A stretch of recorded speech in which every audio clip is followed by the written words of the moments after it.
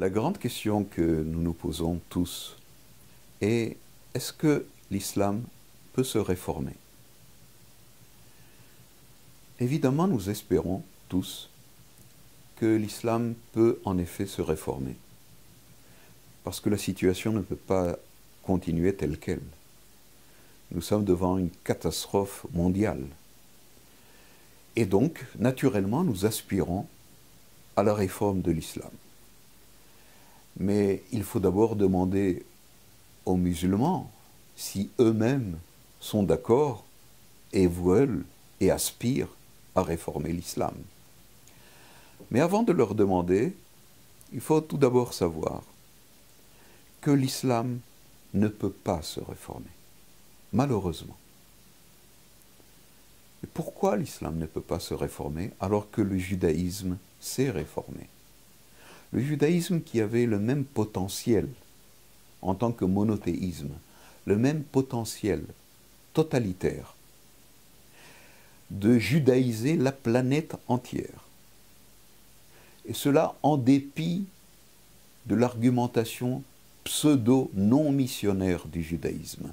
En tant que monothéisme, le judaïsme voulait judaïser la planète entière, voulait monothéiser la planète entière, exactement comme l'islam le veut aujourd'hui.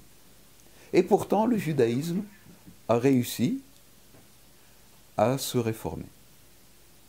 Pour quelle raison? Pour quelle raison le judaïsme peut se réformer et l'islam en est incapable? Eh bien, la raison est simple, c'est que le judaïsme est une religion de vaincus.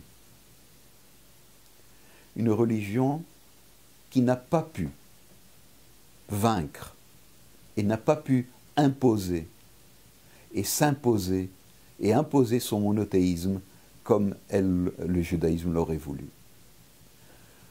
L'islam, lui, est une religion de vainqueurs. Il est né dans le crime, il est né dans la violence et il est né dans la victoire. La victoire des polythéistes, mais quoi? La victoire sur les juifs de Médine, la victoire sur les chrétiens de la péninsule du Hedjaz. Et ensuite, dans tous les pays qu'il a conquis. L'islam est une théologie, une théocratie conquérante, une théocratie politique de conquête. Et elle est victorieuse. Et vous me direz alors, et le christianisme dans tout ça? N'est-il qu'un échelon et intermédiaire? Le christianisme a réformé le judaïsme, mais n'a pas réussi à changer quoi que ce soit dans la théologie musulmane. D'abord parce qu'il est venu avant la théologie musulmane, et deuxièmement parce qu'il a été vaincu par l'islam. Et pourtant, dans le passé, il y a eu des réformes, des tentatives de réforme de l'islam. La plus grande tentative de réforme de l'islam, pour lui donner une allure humaine, a été la tentative de El-Hallaj, un visionnaire musulman, un spirituel musulman, qui, au Xe siècle, a été d'ailleurs le fondateur de ce qui va aller être plus tard le soufisme.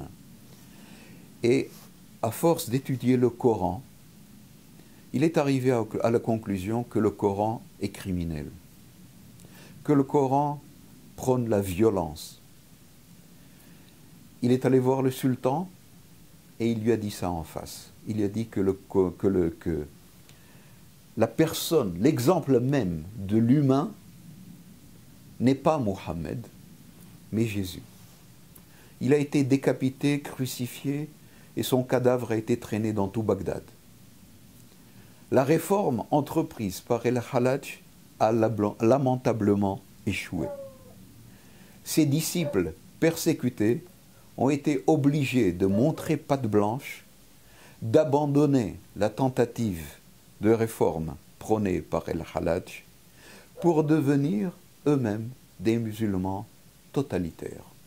Aujourd'hui, le soufisme n'est rien d'autre que la feuille de vigne de l'islam djihadiste, qui chaque fois qu'il faut montrer un visage humain, il nous parle de soufisme. Le soufisme, c'est le folklore de l'islam.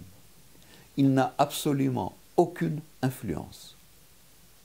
Il est d'ailleurs devenu une sorte de mode islamique, non moins djihadiste que les mouvements djihadistes comme Al-Qaïda et le salafisme et le wahhabisme et l'État islamique de Daesh.